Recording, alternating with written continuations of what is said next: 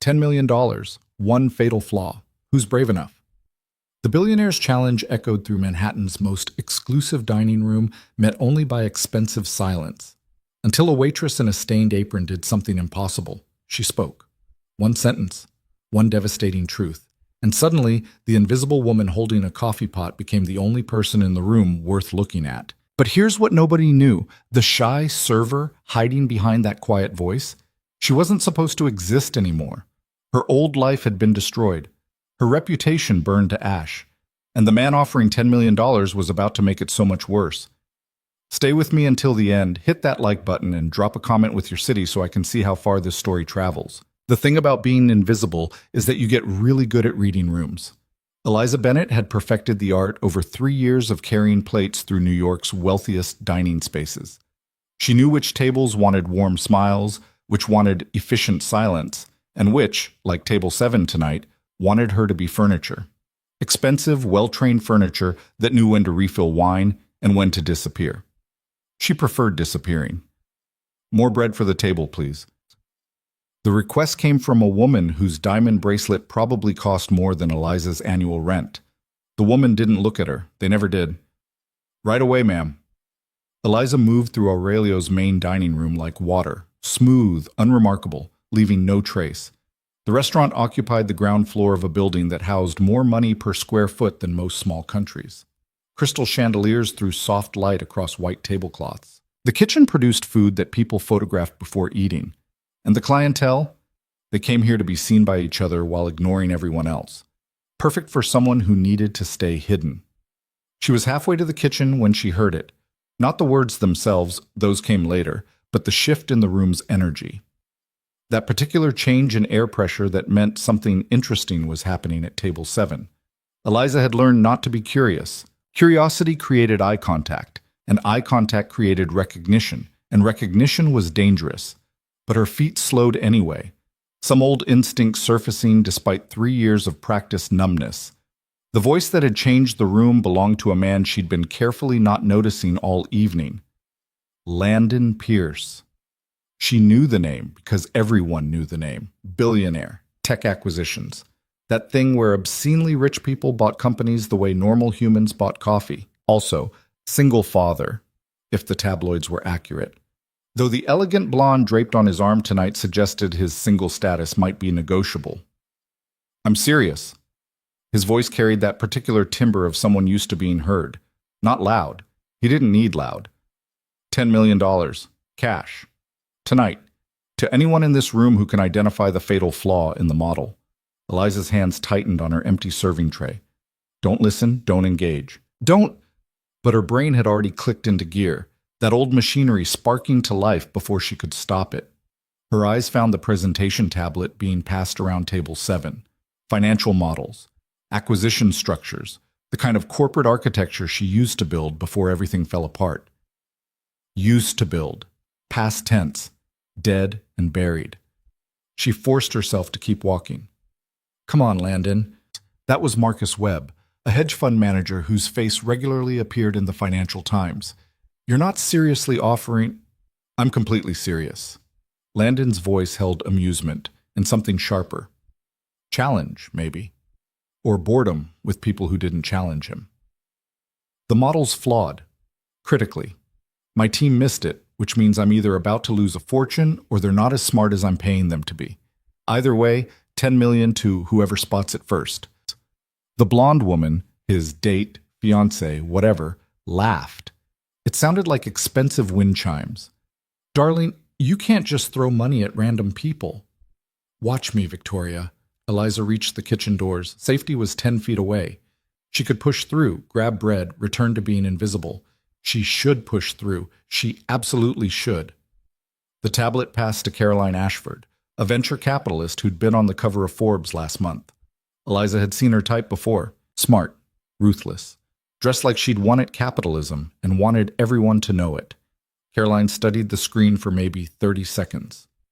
The revenue projections are aggressive, but not impossible. I don't see... Keep looking. The tablet moved again. More executives, more analysis, more expensive people proving they were worth their expensive educations and expensive suits. None of them saw it. But Eliza did. She saw it the moment the screen angled toward her section of the room, just for a second, just enough. The flaw wasn't in the revenue projections or the market analysis or any of the obvious places.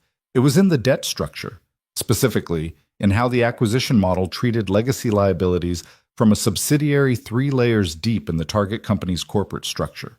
Someone had assumed those liabilities would transfer at book value during the acquisition. A reasonable assumption. Also completely wrong for this specific type of regulatory environment. The error would trigger a revaluation clause, which would trigger penalty provisions, which would cascade through the entire deal structure like financial dominoes, turning a profitable acquisition into a catastrophic loss. $10 million loss?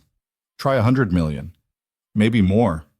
Eliza's heart hammered against her ribs.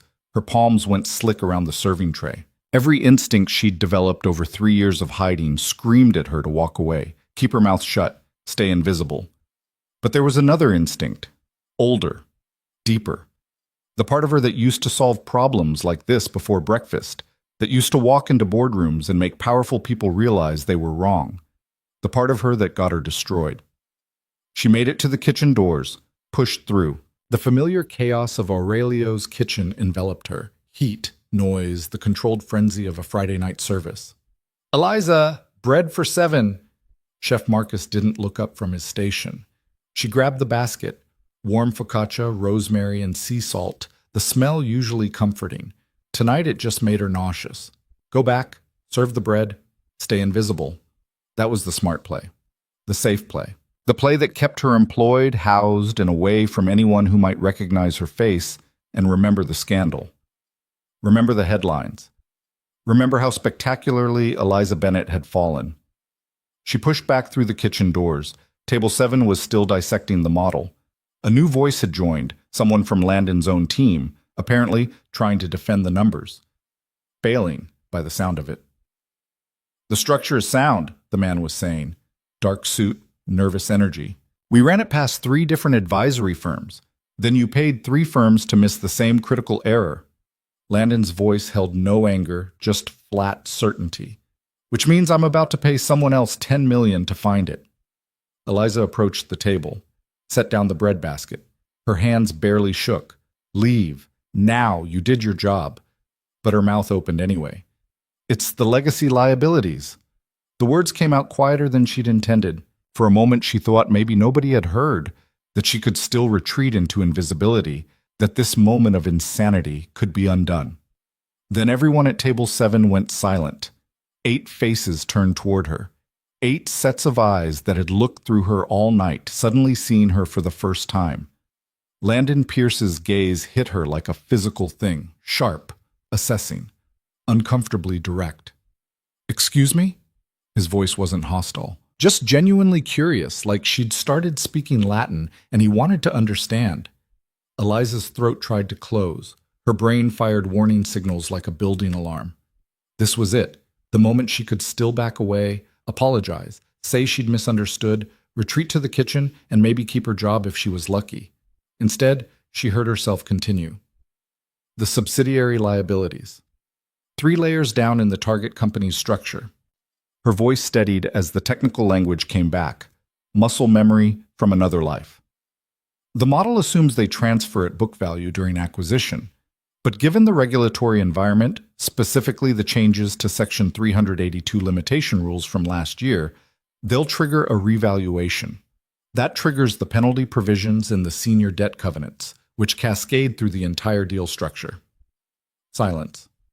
Then Victoria, the blonde fiancée, laughed. Actually laughed, high and sharp.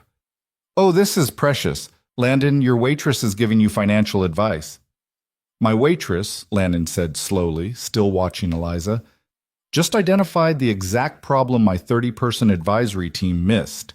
He reached for the tablet, pulled up something, screens changing rapidly as he navigated through the model. His expression shifted, just slightly, just enough. "Jesus Christ." He looked up at his nervous executive. "David, tell me she's wrong." David, the dark suit, had gone pale. We didn't. The 382 modifications were supposed to be revenue neutral. They're revenue neutral for operating companies. not for acquisitions involving legacy subsidiary debt. Eliza was fully committed now, the analysis spooling out like she was back in her old office, back when she had offices and credibility and a future. The revaluation will push the debt-to-equity ratio past the covenant threshold. That triggers the penalty rate, which makes the acquisition unprofitable at current terms. Landon stared at her, then at the tablet, then at David, who looked like he wanted the floor to swallow him. How unprofitable? Eliza didn't need to check the numbers. She'd already done the mental math. At current interest rates, and assuming standard penalty provisions, you'd lose approximately $120 million in the first year alone. More silence. This one felt different, heavier. Victoria's smile had frozen on her face. Marcus Webb had leaned back in his chair, eyes narrowed. Caroline Ashford was looking at Eliza like she'd just materialized out of thin air. "Who are you?" Caroline asked. Not unkindly, just genuinely bewildered. That was the question, wasn't it? 3 years ago, Eliza could have answered with her credentials. MIT, top of her class. Consulting firm partner before she turned 28. The young woman who'd built predictive models so elegant they'd been featured in Harvard Business Review. Now? Now she was the woman in the stained apron who smelled like coffee and kept her head down. She started. "She's right." Landon cut her off, still staring at the tablet. Completely, devastatingly right. "David, how did we miss this?" David had no answer. Neither did the rest of Table 7. They just stared at Eliza like she'd performed a magic trick. Or a con. She couldn't tell which. Landon set down the tablet, reached into his jacket, pulled out a checkbook. An actual physical checkbook, because apparently billionaires still use those. "What's your name?" Eliza's heart stopped. This was where it ended. The moment someone asked for her name, started asking questions, maybe pulled out a phone to search for her face, the moment the past caught up. "Eliza," she managed. First name only. Safe. Generic. "Eliza." He was writing. Actually writing a check. "You just saved me $120 million. I'd say that earns $10 million. How do you want this made out?" The room spun. $10 million. He was serious. He was actually... I can't. The words came out strangled. "I'm working. I need to... You need to sit down." It wasn't a command exactly, but it wasn't a suggestion either. Landon gestured to an empty chair at the table. "Please." Victoria's hand landed on his arm. "Landon, this is absurd." She's a waitress. She probably heard someone else. She just recited the specific Section 382 modifications from last year's tax code changes and calculated their impact on a complex acquisition structure in her head. Landon didn't look away from Eliza. "She's not just a waitress." No, she wasn't, and that was the problem. Eliza felt her carefully constructed walls cracking. 3 years of hiding, of staying small, of being forgettable. 3 years of convincing herself that invisible was safe, that anonymous was survivable, all of it shattering because she couldn't keep her mouth shut. "I can't accept your money." She took a step back, the table, the people, the attention, all of it suddenly suffocating. "I'm sorry, I shouldn't have said anything. Excuse me." She turned to go. "Wait." Something in Landon's voice stopped her. Not authority. She'd learned to ignore authority. Something else. Genuine curiosity. Maybe even respect. She looked back. He'd stood up. Tall, well-built, the kind of attractive that probably came with personal trainers and tailors who knew your measurements by heart. But it was his eyes that held her. Sharp, yes. Assessing, absolutely. But not cruel, not dismissive. "You just demonstrated expertise that most people spend decades acquiring," he said, "in the time it takes to serve bread. And now you're refusing $10 million. So either you're the most principled waitress in Manhattan, or there's a story here." Both, Eliza thought. Neither. "I don't know anymore. She struggled for words that wouldn't give too much away. "I need this job. And standing here, having this conversation, it's..." "Compromising your position," Landon finished. Understanding flickered across his face. "You're worried your manager will think you're overstepping." Sure, that was part of it, a small part. The larger part was that every second she stood here, the risk grew. Someone might recognize her, Someone might pull out their phone. Someone might remember the articles, the scandal, the very public destruction of Eliza Bennett's career and reputation. Something like that, she said. Landon studied her for a long moment. Then he reached into his wallet, pulled out a business card. Tomorrow, 2 p.m. My office. He held out the card. Come talk to me. About a job. A real one. Eliza's hand moved to take the card before her brain could stop it. Heavy stock, simple design, Landon Pierce, CEO, Pierce Acquisitions Group. An address in Midtown. You clearly have skills that are being wasted, he paused, unless you genuinely love waitressing, in which case I apologize for the presumption. Did she love it? God, no. But it was safe. It was anonymous. It was a life where nobody asked questions about her past because nobody cared enough to ask. Think about it, Landon said. 2 p.m. Even if you just want to tell me no in person. He sat back down. Conversation at the table slowly resumed, though most eyes stayed on Eliza. Victoria's gaze could have cut glass. Eliza fled. Back through the kitchen, past Chef Marcus's questioning look, into the small server station that smelled like coffee grounds and anxiety. She leaned against the wall, business card still clutched in her hand, heart trying to jackhammer through her ribs. What the hell had she just done? You okay? Melissa, another server, poked her head in. You look like you saw a ghost. Close enough, Eliza thought. I just ran into my own past. Fine, she managed. Just needed a minute. Melissa disappeared. Eliza looked down at the business card. Simple, professional. An invitation back into the world she'd been running from for 3 years. A world that had destroyed her once already. She should throw it away. Should finish her shift, go home to her studio apartment in Queens and pretend this night never happened. Should stay invisible. But her fingers wouldn't let go of the card. Mont. The rest of the night passed in a blur. Eliza moved through her tables on autopilot, smiling when required, refilling drinks, clearing plates. All the while, her mind kept circling back to table 7, to Landon Pierce's expression when she'd explained the liability structure, to the $10 million she'd refused, to the business card burning a hole in her apron pocket. By closing time, her feet ached and her head throbbed, and she wanted nothing more than to collapse into bed and forget this shift had ever happened. Instead, she changed out of her uniform in the staff room, pulled on jeans and a sweater that had seen better days, and stepped out into the November night. Manhattan at midnight was a different animal than Manhattan at dinner service. Still expensive, still exclusive, but with sharper edges. The kind of place where invisible people like Eliza could blend into shadows and make it home without incident. Usually. Tonight, a town car idled at the curb outside Aurelio's. As Eliza emerged, the back door opened. Get in, Victoria said. Not an invitation, a command. Eliza's stomach dropped. I'm just heading home. I said get in. Victoria's smile was sharp enough to draw blood. 5 minutes. Unless you want me to make a scene out here where your boss can see. Eliza glanced back at the restaurant. Through the windows, she could see Chef Marcus and the night manager closing up. If Victoria started something, if there was drama, questions. She got in the car. Victoria sat across from her in the spacious back seat, legs crossed, every inch the woman who belonged in vehicles that cost more than homes. She was beautiful in that specific way wealthy people achieved, not natural, but expensive, maintained. You're wondering why I wanted to talk, Victoria said. Eliza said nothing. Smart. Stay quiet. That's a good survival instinct. Victoria pulled out her phone, started scrolling.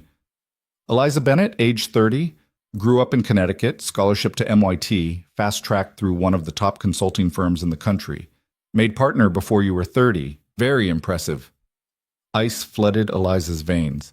Then it all fell apart, didn't it? Victoria's voice was conversational. Pleasant, even. The kind of pleasant that preceded knives. Your firm. Your fiancé. That spectacular fraud scandal that made national news. What was it, 40 million in client funds? 50? I was cleared. Eliza's voice came out steadier than she felt. The investigation found no evidence you knew what your fiancé was doing. Yes, I read the reports. Victoria looked up from her phone. But being legally innocent and being professionally dead are different things, aren't they? Nobody wanted to hire the woman whose face was plastered across the Wall Street Journal next to headlines about fraud, even if you didn't know, even if you were a victim too. Every word landed like a punch. Not because they were cruel, they were just true. Painfully, devastatingly true. "What do you want?" Eliza asked. "I want you to stay away from Landon." There it was. "I don't?" "He's fascinated by you now. Mystery woman with secret genius hiding in plain sight. Very compelling narrative." Victoria's smile never wavered. But fascination fades. And when it does, all that's left is the scandal, the headlines, the woman who brought fraud into her own company, even if she didn't mean to. "I didn't bring anything." "Doesn't matter. Perception is reality, Eliza. You should know that by now." Victoria leaned forward. "Landon has a daughter, 6 years old. Do you know what the tabloids would do if they found out her father was associating with someone from your past? The optics alone, I'm not associating with anyone." Anger cut through Eliza's fear. "I served him dinner. That's it. And refused $10 million and got invited to his office tomorrow." Victoria's eyes glittered. "Don't think I didn't notice. Don't think I won't be watching." She pulled out an envelope, set it on the seat between them. $50,000. Cash. "Take it. Don't show up tomorrow. Stay in your little invisible life where you're safe, and I'm not worried about you causing problems." Eliza stared at the envelope. $50,000. 6 months of rent. Breathing room. Safety. The price of staying hidden. "And if I don't?" she heard herself ask. Victoria's smile went arctic. "Then I make sure everyone knows exactly who you are. Your boss, your coworkers, every restaurant in this city. I'll have your face on every industry blacklist by Monday. You'll be lucky to get hired at a chain diner in Jersey." She could do it. Eliza knew women like Victoria. They had resources, connections, the kind of power that came from being engaged to billionaires and knowing how to weaponize it. "Take the money," Victoria said. "Forget about tomorrow. Forget about Landon. Go back to being nobody." The car door opened. A driver stood waiting. Eliza looked at the envelope, at Victoria's smile, at the easy exit being offered. She thought about Landon's expression when she'd explained the liability structure, that moment of genuine interest, respect even. The first time in 3 years someone had looked at her and seen capability instead of just furniture. She left the envelope on the seat. "I'm not interested in your fiancé," Eliza said carefully. "But I'm not interested in your money either." Victoria's smile froze. "You're making a mistake." "Maybe." Eliza climbed out of the car. "But it's my mistake to make." She walked away before Victoria could respond, before she could change her mind, before fear could override the strange, reckless courage that had apparently survived 3 years of hiding. Behind her, the town car pulled away, taking Victoria and her $50,000 and her threats back into the night. Eliza made it 2 blocks before her hands started shaking. What had she just done? She'd refused money, rejected the safe option, essentially declared war on a woman who had the resources to destroy whatever was left of her life. For what? A business card? A maybe job offer from a man she didn't know? The smart play was to throw away the card. Call in sick tomorrow. Maybe start looking for work in a different city entirely. But her fingers were already pulling out her phone, searching for Pierce Acquisitions Group, reading about Landon's company, the acquisitions, the growth, the reputation for finding value where others saw only risk, finding value in broken things. She thought about Victoria's words, go back to being nobody.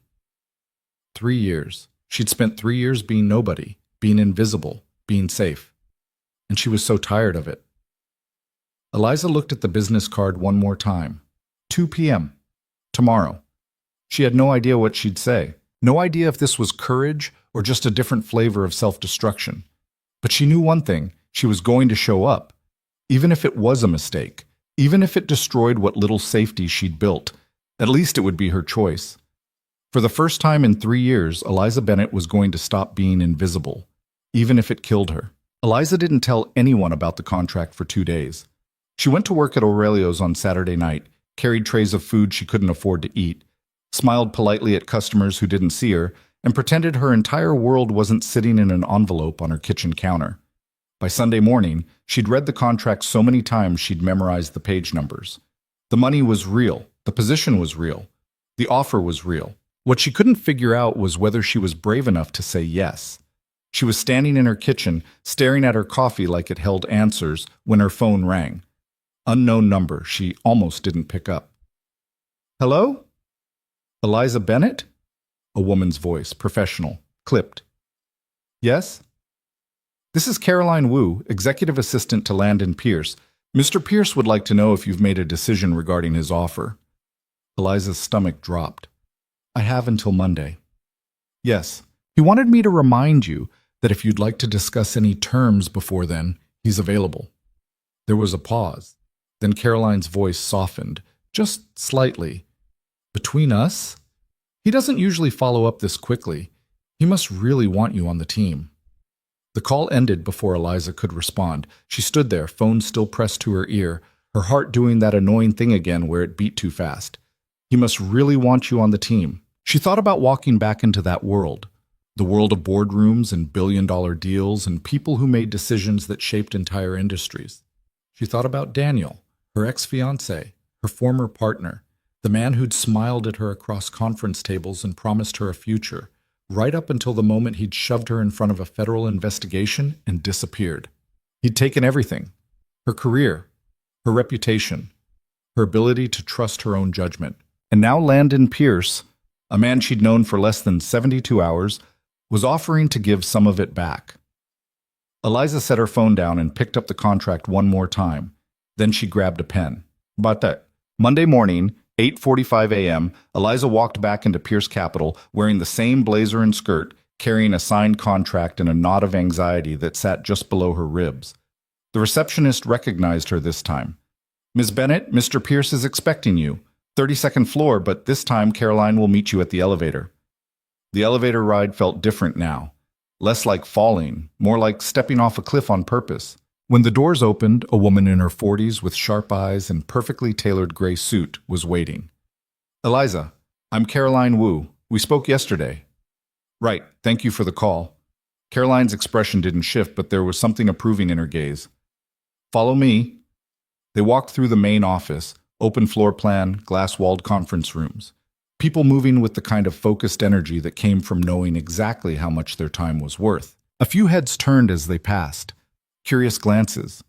Whispers. Eliza kept her eyes forward. Caroline stopped outside a corner office with Landon's name on the door. She knocked once, then opened it without waiting for an answer. Landon was on the phone, pacing near the windows again, but he looked up the moment Eliza stepped inside. He said something quick into the phone, "I'll call you back," and hung up. "You signed it," he said. It wasn't a question. Eliza pulled the contract from her bag and set it on his desk. "I signed it." Landon picked it up, scanned the signature page, and smiled. Not the polite professional smile she'd seen in photos. A real one. "Good." He set the contract down and gestured toward the sitting area. "We need to talk about how this is going to work." Eliza sat. Her hands were still shaking, so she folded them in her lap. Landon sat across from her, leaning forward, elbows on his knees. "First thing you need to know, this company doesn't do safe. We take risks other firms won't touch. Distressed assets, hostile takeovers, companies on the edge of bankruptcy. If it's easy, we're not interested." "I read your portfolio," Eliza said. "You've turned around 4 companies in the last 3 years. 2 of them were considered unsalvageable." "They were. Until they weren't." He paused. "You'll be working directly with me on acquisitions. That means long hours, high pressure, and a lot of people who won't be happy to see you succeed." "Why?" "Because you're walking into a world that didn't want you the first time, and because—" He hesitated. "Because some of the people on my team are going to assume I hired you for the wrong reasons." Eliza's jaw tightened. "You mean they'll think I slept my way into this job?" "Yes." At least he was honest. "Let them think what they want," Eliza said. "I'm not here to make friends." Landon studied her for a moment, then nodded. "Good. Because the second thing you need to know is that my second-in-command, Gavin Cross, is not going to like this." "Why not?" Because Gavin's been with me since the beginning. He's brilliant, ruthless, and loyal, but he's also territorial, and bringing you in at this level without running it through him first is going to bruise his ego. Should I be worried? No. Landon's voice was firm. Gavin works for me. Not the other way around, but I'm telling you now so you're not blindsided. Eliza nodded slowly. Anything else I should know? Landon leaned back, his expression shifting into something harder to read. Victoria doesn't know you're starting today. Eliza's stomach twisted. Your fiancé? Yes. She was at the dinner. She saw what happened. She did. Landon's voice was careful now, and she wasn't happy about it. That was an understatement. Eliza remembered the look Victoria had given her, cold, sharp, like she was cataloging exactly how to destroy someone. Does she know you offered me a job? Not yet. Landon. I'll handle Victoria, he said, and there was an edge to his voice now. You focus on the work. Eliza wanted to argue, wanted to point out that walking into a situation where his fiancé already hated her was a terrible idea, but she'd signed the contract, and she wasn't going to back out now. Caroline gave Eliza the tour. Her office was on the 31st floor, smaller than Landon's, but still absurd by any normal standard. Glass walls, a view of the East River, furniture that looked like it had been designed by someone who'd never sat in a chair before. You'll have access to the full research database, legal team, and analytics division, Caroline explained, pulling up files on the desktop computer. Landon wants you to start with the Arcadia Tech acquisition. It's been stalled for 2 weeks because the due diligence keeps turning up red flags. Eliza sat down at the desk, her fingers hovering over the keyboard. What kind of red flags? Revenue inconsistencies, customer churn that doesn't match their projections. The team thinks it's a bad deal. And Landon? Landon thinks there's something we're missing. Caroline handed her a thick folder. He wants your eyes on it by end of day. Eliza took the folder, her hand steadier now. This she knew how to do. I'll have a preliminary analysis by 5. Caroline's expression shifted, just slightly. Approval, maybe. Or relief. Good. Oh, and one more thing. Yes? There's a staff meeting at 11. Landon wants you there. Eliza's stomach flipped again. All staff? Senior team. About 20 people. Caroline paused. He's going to introduce you. The conference room was already full when Eliza arrived at 10:58 a.m. 20 people, just like Caroline had said. All of them polished, sharp, expensive. The kind of people who'd been groomed for this kind of work since they were in prep school. Eliza slipped into a seat near the back, trying to make herself invisible. It didn't work. Heads turned. Eyes tracked her. Whispers rippled through the room. And then Landon walked in, followed by a man Eliza recognized immediately. Gavin Cross. Late 30s, maybe? Tall, with the kind of athletic build that suggested he spent his mornings in a gym that cost more than most people's cars. Dark suit, sharp jaw, eyes that swept the room like he was assessing threats. His gaze landed on Eliza and stopped. Landon stood at the head of the table, commanding the room without effort. Morning. I'll keep this brief. We've got a new addition to the senior team. He gestured toward Eliza. Eliza Bennett. She'll be working directly with me on strategic acquisitions. Some of you may have heard about the Weston deal last week. Eliza's the reason we didn't walk into a $300 million mistake. A few murmurs, a few skeptical glances. Gavin's expression didn't change. Eliza comes from a consulting background, Landon continued. She's got a sharp eye for risk assessment and structural flaws. I expect you all to extend her the same level of collaboration and respect you'd give anyone else on this team. Translation. Don't screw with her. Landon's eyes swept the room. Questions? Silence. Then Gavin spoke. Just one. His voice was smooth, controlled. Eliza, you mentioned consulting background. Which firm? Eliza's heart kicked. Sterling and Hale. Gavin nodded slowly. And you left because... Gavin! Landon's voice cut through the room like a blade. If you have concerns about Eliza's qualifications, you can discuss them with me, privately. Gavin smiled, didn't reach his eyes. Just trying to get to know the new hire. Landon didn't smile back. Meeting's over. Eliza, my office. 5 minutes. He walked out. Gavin watched her as she stood, his expression unreadable. Then he leaned in, just slightly, as she passed. Welcome to Pierce Capital, he said quietly. Hope you last longer than the last consultant Landon brought in. Eliza's hands were shaking again by the time she reached Landon's office. He was standing by the windows, staring out at the city, his posture rigid. I'm sorry about that, he said without turning around. It's fine. It's not. He turned to face her. Gavin was out of line. He was testing me. He was being an asshole. Eliza almost laughed. Almost. He's your second in command. He's allowed to be protective. Not like that. Landon crossed his arms. Gavin's brilliant. He's been with me since the first deal, but he's got a habit of treating new people like competition instead of teammates. Maybe I am competition. Landon's eyes narrowed. You're not here to compete with Gavin. You're here to do work no one else on this team can do. Eliza wanted to believe that, but she'd heard versions of that promise before. Landon, if this is going to work, I need to know something. What? Why did you really hire me? He didn't answer right away. Then he walked over to his desk, picked up a framed photo, and handed it to her. It was the same candid shot she'd seen online. Landon crouched on a sidewalk, smiling at a little girl with dark curls and bright eyes. Sophie, he said, she's 6, and she's the reason I do any of this. Eliza looked down at the photo, then back at Landon. I don't understand. Her mother left when Sophie was 2, just walked out. No explanation, no custody fight, just gone.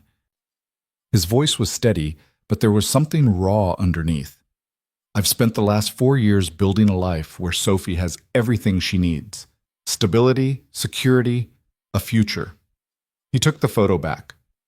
But I've also spent those 4 years surrounded by people who tell me what I want to hear. People who are too afraid to challenge me. People who miss things because they're more worried about keeping their jobs than doing them right. He set the photo down. You didn't care about any of that. You saw a problem and you spoke up, even though it cost you something. Eliza's throat tightened.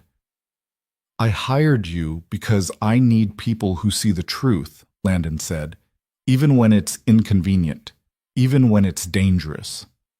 For a moment, neither of them spoke. Then Eliza nodded. Okay. I'll do the work. But if this goes sideways, if your fiancé decides I'm a threat, or if Gavin makes this impossible, I'm out. Fair. And if you ever lie to me, I'm out. Landon's eyes didn't waver. Deal. Eliza spent the rest of the day buried in the Arcadia Tech acquisition files. The numbers were a mess. Revenue projections that didn't match historical performance. Customer retention metrics that looked artificially inflated. Expense reports that had gaps big enough to drive a truck through. But underneath all the red flags, there was something else. Something the rest of the team had missed. By 4:47 p.m., she had it. She pulled together a 6-page analysis, attached the supporting documents, and sent it to Landon with the subject line. You're right, there's value here. Her phone rang 30 seconds later. My office, now. She found him standing behind his desk, her report pulled up on his monitor, his expression unreadable. Talk me through it, he said. Eliza stepped closer, pointing to the screen. Everyone's focused on the revenue inconsistencies, which makes sense. They look bad. But if you dig into the customer data, you'll see that 90% of their churn is coming from one product line, a legacy platform they launched 5 years ago that's hemorrhaging users. Okay? But their new platform, launched 18 months ago, has a 94% retention rate and year-over-year growth of 38%. The problem isn't the company. It's the way they're reporting their data. They're blending old product metrics with new product metrics, which makes everything look worse than it is. Landon leaned back in his chair, eyes locked on hers. So if we acquire them and kill the legacy platform, You're left with a company that's worth 3 times what they're asking. Silence. Then Landon smiled. You just saved us from walking away from a $2 billion opportunity. Eliza's heart was pounding now. The good kind of pounding. I'll need to verify the customer data with their internal teams, and we'll want legal to scrub the contracts for hidden liabilities. But yeah, this deal's good. Landon stood extending his hand. Welcome to the team, Eliza. She shook his hand, and for the first time in 3 years, she felt like herself again. Eliza didn't see Victoria until Wednesday. She was in the break room on the 32nd floor, making coffee that tasted like it cost more per cup than her old rent, when the door opened and Victoria Harlow walked in. She looked the same as she had at the restaurant, effortlessly perfect. Blonde hair swept into a low ponytail, a cream-colored dress that probably had a French name, heels that made no sound on the polished floor. Eliza. It wasn't a greeting, it was an acknowledgement. Eliza turned, coffee cup in hand. Victoria. For a moment, neither of them spoke. Then Victoria stepped closer, her expression calm, controlled. I wanted to introduce myself properly. We didn't get a chance the other night. No, we didn't. Victoria smiled. It didn't touch her eyes. Landon told me he hired you. Congratulations. Thank you. He speaks very highly of you. That's nice to hear. Victoria tilted her head slightly, studying Eliza the way someone might study a piece of art they didn't particularly like. You know, it's interesting. Landon doesn't usually make hiring decisions this quickly, especially not for senior-level positions. Eliza kept her voice even. I think he saw an opportunity. I'm sure he did. The words hung in the air, sharp and precise. Eliza set her coffee cup down. Victoria, if you have something to say, just say it. Victoria's smile widened, just a fraction. I did some research on you. Sterling and Hale, the scandal, your ex-fiancé. It must have been devastating. Eliza's chest tightened. It was. And now here you are, back in the world that destroyed you, working for a man you barely know. Victoria's voice was soft, almost kind. I just hope you're prepared for what happens when people start asking questions. What kind of questions? The kind that come up when a waitress suddenly becomes a senior consultant at one of the most powerful firms in the city. Victoria picked up a bottle of sparkling water from the counter, her movements slow and deliberate. People talk, Eliza, especially in this industry. And when they start talking about you and Landon, I want to make sure you know exactly where you stand. Eliza's pulse was racing now, but she kept her voice steady. And where's that? Victoria stepped closer, close enough that Eliza could smell her perfume. Expensive, floral, suffocating. You work for him. I'm marrying him. Those are very different things. She walked toward the door, then paused, glancing back over her shoulder. Oh, and Eliza? If you ever embarrass him, or me, the way you did at that dinner, I'll make sure everyone in this city knows exactly who you are, and what you did. The door closed behind her. Eliza stood there, alone in the break room, her hands gripping the edge of the counter so hard her knuckles turned white. She'd been threatened before, but never quite like that. That night, Eliza stayed late at the office, working through acquisition files until her eyes burned and the city outside had gone dark. She didn't want to go home, didn't want to sit alone in her apartment and replay Victoria's words over and over in her head. She was about to pack up when Landon appeared in her doorway. You're still here. Eliza looked up, startled. I could say the same about you. He stepped inside, leaning against the doorframe. I saw the updated analysis on Arcadia. It's good work. Thanks. You okay? Eliza hesitated. Why wouldn't I be? Landon's eyes narrowed. Because I know Victoria came by earlier. Caroline told me. Of course she did. Eliza closed her laptop. She introduced herself, that's all. Eliza. It's fine, Landon. It's not fine if she said something that made you uncomfortable. Eliza stood, grabbing her bag. She told me to stay in my lane, which honestly is fair. I'm the new hire, she's your fiancé. I get it. Landon didn't move. What else did she say? Nothing that matters. Eliza's Landon, I don't need you to fight my battles. Her voice came out sharper than she intended. I've been handling people like Victoria my entire career. I can handle this. He watched her for a long moment. Then he nodded. Okay. Eliza walked past him toward the elevator, her heart still racing. But just before the doors closed, she heard him call out, Eliza. She turned. For what it's worth, Landon said, his voice quieter now. You don't have a lane, you have a job, and you're damn good at it. The elevator doors slid shut, and Eliza stood there in the descending box, staring at her reflection in the polished steel, wondering how long it would take before everything fell apart again. By Friday, Eliza had settled into a rhythm. Early mornings, long days, late nights. The kind of schedule that didn't leave room for thinking too hard about anything outside the work. She liked it that way. Gavin still watched her like she was a puzzle he couldn't solve, but he hadn't said anything directly, just hovered, asked pointed questions in meetings, made sure everyone knew he was Landon's right hand. Eliza didn't care. She had 3 active acquisition files on her desk, a meeting with the legal team in an hour, and a stack of financial models that needed review before Monday. She was good at this. Better than good. And for the first time in years, she wasn't invisible. Her phone buzzed. A text from Landon. Dinner tonight. 7 p.m. Aurelio's. Bring the Arcadia files. Eliza stared at the message. Aurelio's.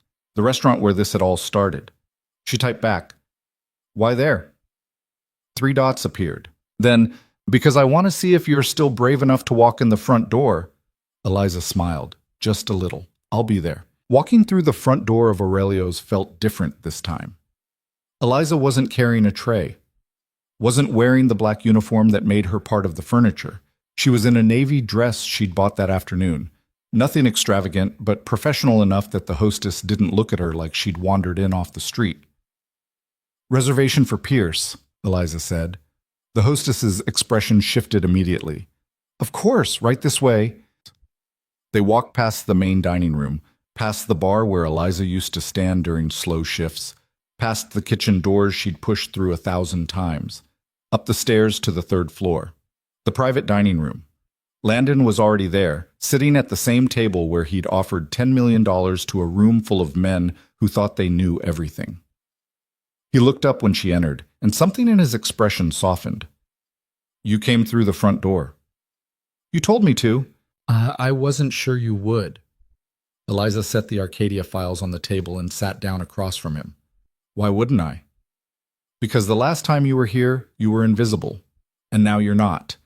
He poured her a glass of wine from the bottle already open on the table. That's harder than people think. She took the glass but didn't drink. Is Victoria joining us? No. Does she know we're having dinner? Landon's jaw tightened slightly. She knows I have a business dinner. She doesn't need to know every detail. Eliza set the glass down. Landon, if this is going to be a problem, it's not. She cornered me in the break room on Wednesday, told me to stay in my lane. I know. You know? Caroline told me. He leaned back in his chair. I talked to Victoria about it. And?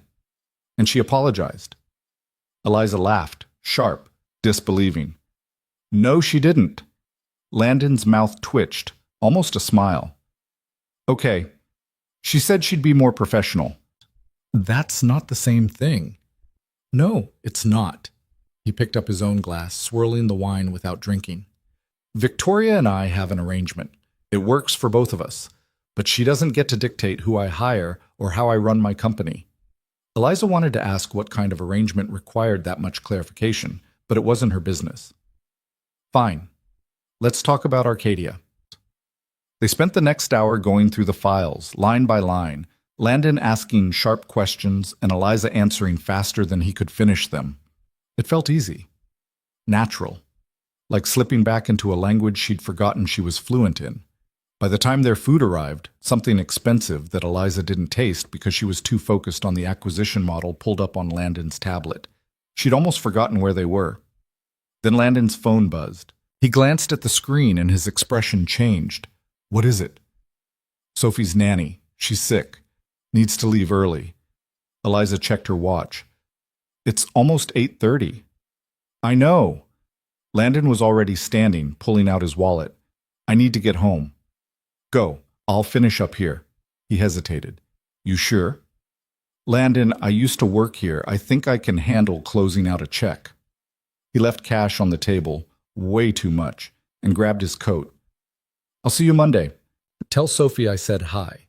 Landon paused, halfway to the door. You've never met Sophie. I know, but you talk about her enough that I feel like I have. Something shifted in his expression, softer, more open. Maybe you should. Then he was gone. Eliza sat there alone in the private dining room, surrounded by half-finished wine and acquisition files, wondering what the hell she'd just agreed to. On Monday morning, Gavin was waiting outside Eliza's office when she arrived. He was leaning against the wall, arms crossed, looking like he'd been there a while. Morning, Eliza said carefully. We need to talk. About? Arcadia. Eliza unlocked her office door and stepped inside. Gavin followed without waiting for an invitation. Landon signed off on your analysis, he said. We're moving forward with the acquisition. That's good. Is it? Eliza set her bag down and turned to face him. You have a problem with the deal? I have a problem with the process. Gavin's voice was calm, controlled, but there was an edge underneath. You've been here 2 weeks, Eliza. 2 weeks. And you're already making calls on billion-dollar acquisitions without running them through the rest of the team. Landon asked for my analysis. I gave it to him.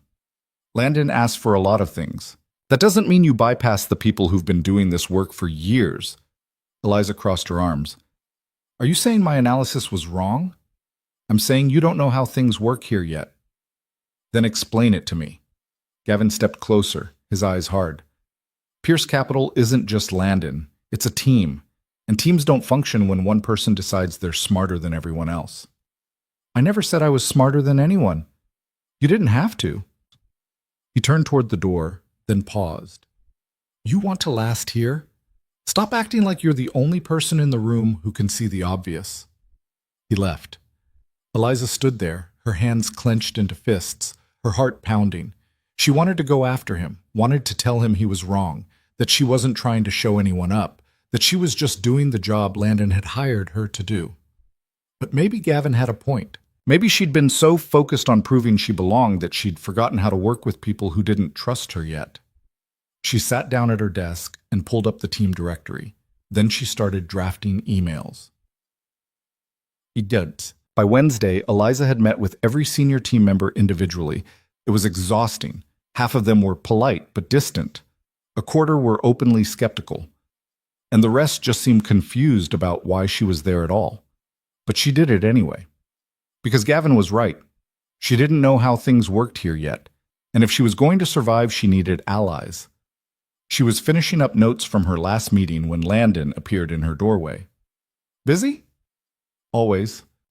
He stepped inside, closing the door behind him. I heard you've been meeting with the team. Gavin suggested it. Landon's eyebrows lifted. Gavin suggested you build relationships? Not in those words, but yeah. He sat down across from her, looking almost amused. How's it going? Mixed results. Half of them think I'm here because you're sleeping with me. The other half think I'm a corporate spy. And the truth? The truth is, I'm just trying to do my job without making more enemies. Landon leaned back, studying her. You're good at this, you know. At what? Damage control? At reading people. At adapting. He paused. Most people in your position would have told Gavin to go to hell. I thought about it. But you didn't. No.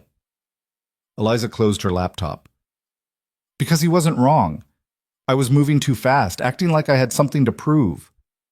You do have something to prove. Not like that. Landon was quiet for a moment. Then he said, I'm having dinner with Sophie on Friday. At my place. I want you to come. Eliza's stomach flipped. Landon, it's not what you think. Sophie's been asking about work, about the people I work with. I think it would be good for her to meet you. Why me? Because you're the only person at this company who talks to me like I'm human. Eliza didn't know what to say to that. Victoria will be there too, Landon added. So it's not whatever you're thinking it is. Right, Victoria. Okay, Eliza said. What time? Landon's apartment was in Tribeca, on the top floor of a building that probably had a waiting list longer than Eliza's student loans.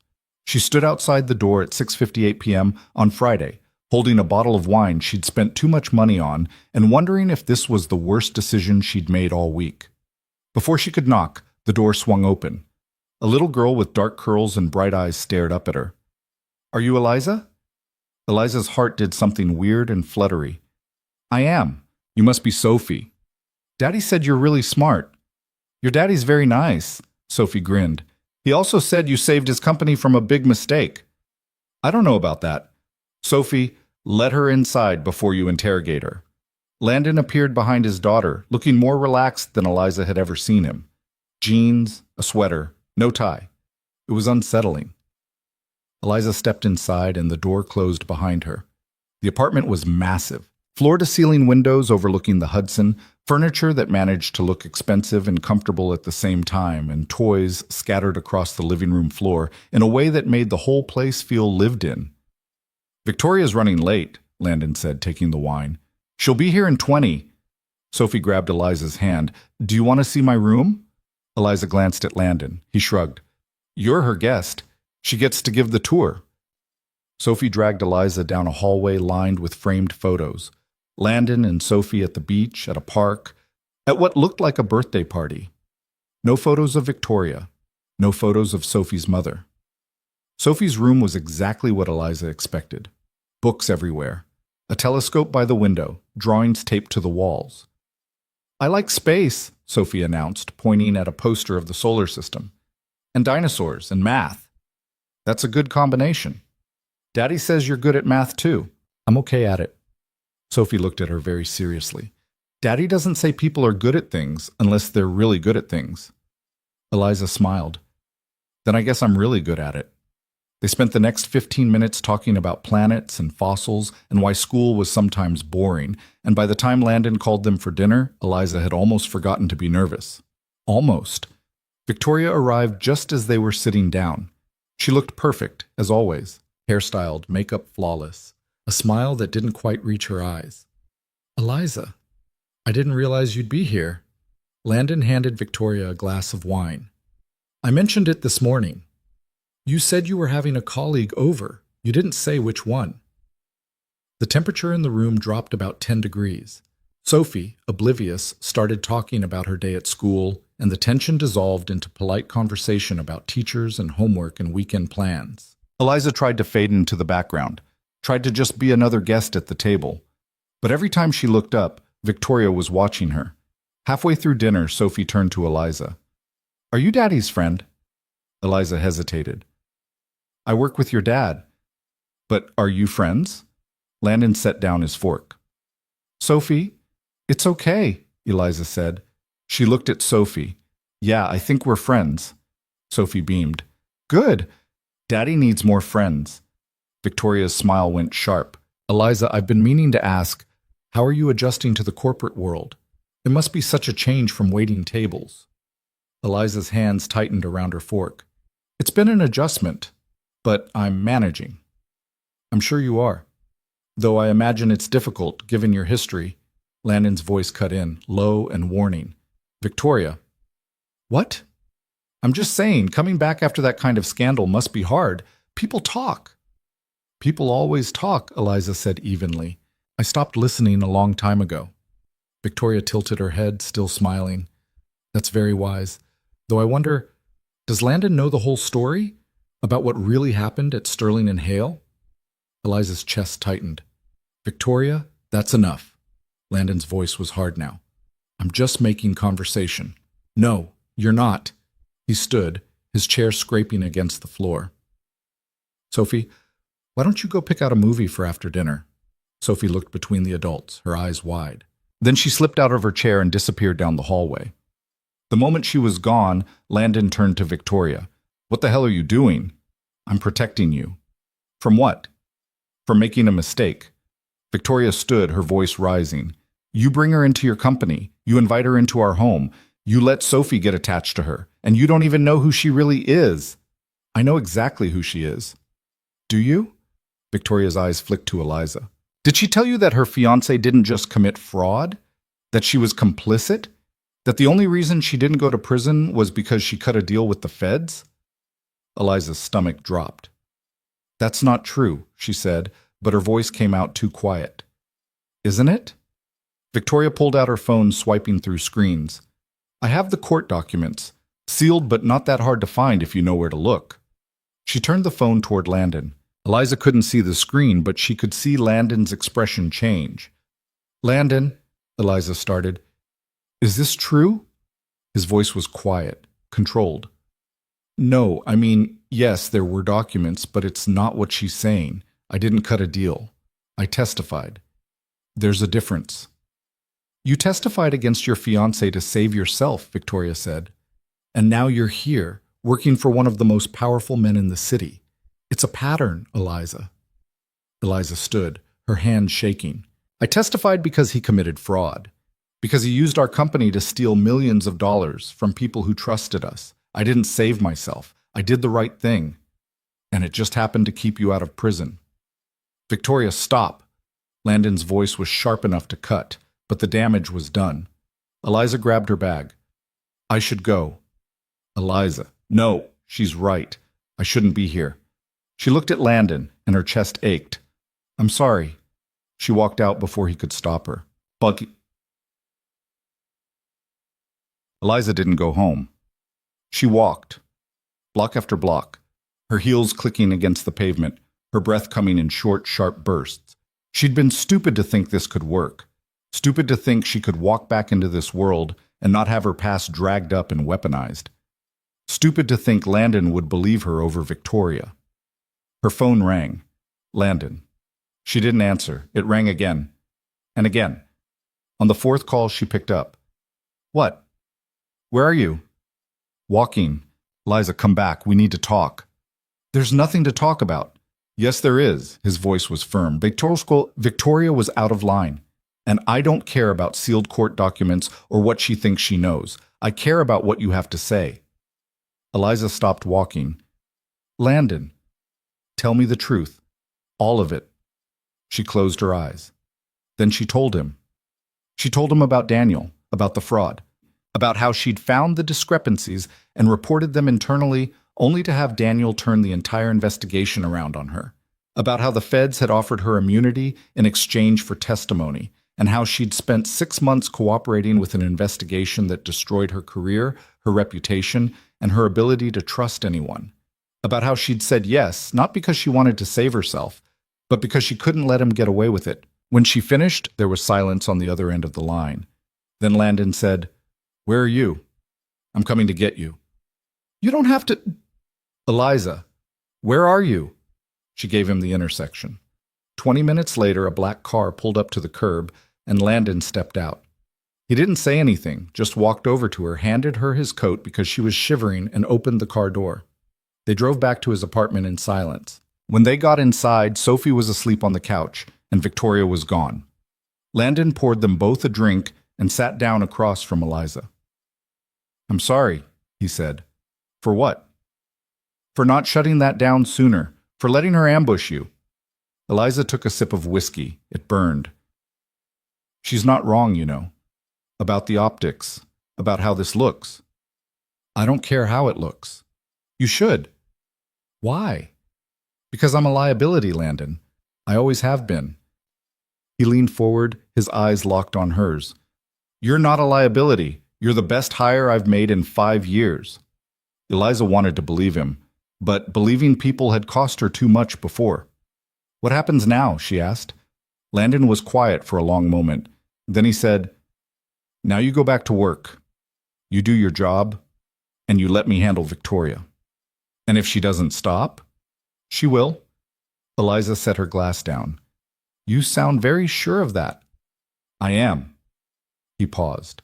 Victoria and I have an understanding. She gets the life she wants. I get the stability Sophie needs. But she doesn't get to destroy people I trust. Is that what I am? Someone you trust? Landon didn't hesitate. Yes. By the following Thursday, Eliza had almost convinced herself things were going back to normal. She was buried in a new acquisition file, a logistics company with messy financials and a CEO who kept dodging their calls, when Gavin appeared in her doorway. Again. "We need to talk." Eliza didn't look up. "Is this becoming a habit?" "I'm serious." Something in his voice made her stop. She looked up. Gavin's expression was tight, worried. "What's wrong?" He stepped inside and closed the door. "I think there's a problem with the Weston deal." Eliza's stomach dropped. "What kind of problem?" "The kind that involves money disappearing." He pulled up a spreadsheet on his tablet and slid it across her desk. Eliza scanned the numbers, her heart sinking. "This doesn't make sense. The integration budget was locked in months ago." "I know, but look at the disbursements." She did. And there it was. Payments going out to vendors that didn't exist, shell companies with addresses that trace back to P.O. boxes, transfers that had been authorized but never properly documented. "How much?" Eliza asked. $12 million. Maybe more." "Does Landon know?" "Not yet. I wanted to verify it first." Gavin's jaw tightened. "Eliza, if this is what I think it is, someone's been skimming for months. Maybe longer." Eliza's hands went cold. "Who has access to these accounts?" "Senior team. Legal. Finance." Gavin paused. "And me." Eliza looked at him sharply. "You?" "I run operations. I sign off on disbursements." His voice was steady, but there was something raw underneath. "Which means, when this comes out, I'm going to be the first person they look at. Then we need to figure out who's actually doing this before it gets that far." Gavin met her eyes. "We need to tell Landon. Tonight." They found Landon in his office at 7:30, going through emails with the kind of focus that suggested he'd been there for hours. He looked up when they walked in. "This is either very good news or very bad news." "Bad," Gavin said. Landon's expression shifted. "How bad?" Eliza set the tablet on his desk. "Someone's been embezzling from the Weston acquisition. 12 million so far, possibly more." Landon went very still. Then he picked up the tablet and started scrolling. The silence stretched. When he finally spoke, his voice was quiet. "Dangerous." "How long has this been going on?" "At least 6 months," Gavin said. "Maybe longer. We're still tracing the payments." "Who knows about this?"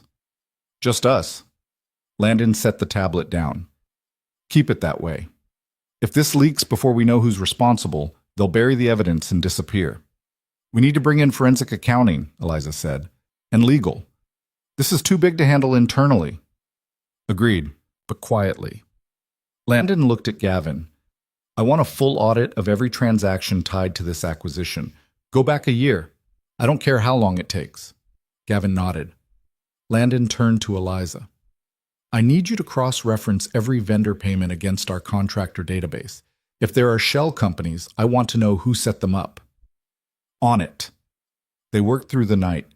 By 3 a.m., Eliza's eyes were burning, and her third cup of coffee had gone cold. But they had something. A pattern. Every fraudulent payment had been authorized by the same person. Eliza stared at the name on the screen, her stomach turning. "No." Gavin looked over her shoulder. His face went white. Landon crossed the room. "What is it?" Eliza turned the screen toward him. The name staring back at them was Gavin Cross. Gavin stared at the screen like it had just accused him of murder. "That's not possible." Landon didn't move, didn't blink, just stood there, his eyes locked on the name that kept appearing next to every fraudulent transaction. "Landon, I didn't do this." Gavin's voice was rising now, panic bleeding through the control.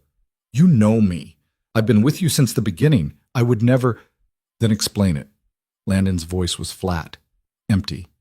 "I can't. I don't know how my credentials are on these approvals. I never authorized any of this." Eliza's mind was racing. She pulled up the authorization logs, scanning timestamps, IP addresses, access points. "These approvals were made from your login," she said quietly, "but the IP addresses are all over the place, some from the office, some from locations that don't match your travel records." "So someone's using my credentials," Gavin said, his hands braced on the desk. "Someone's been impersonating me." "Or you set this up to look that way," Landon said. The room went silent. Gavin's face drained of color. "You think I did this?" I think the evidence says you did. The evidence is wrong. Then prove it. Gavin stepped back like he'd been slapped. Landon, we've known each other for 8 years. I helped you build this company.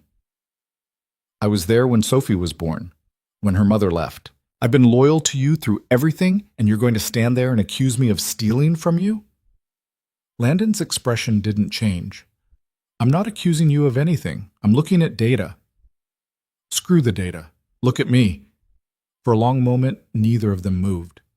Then Landon said, I need you to step away from all active deals until we sort this out.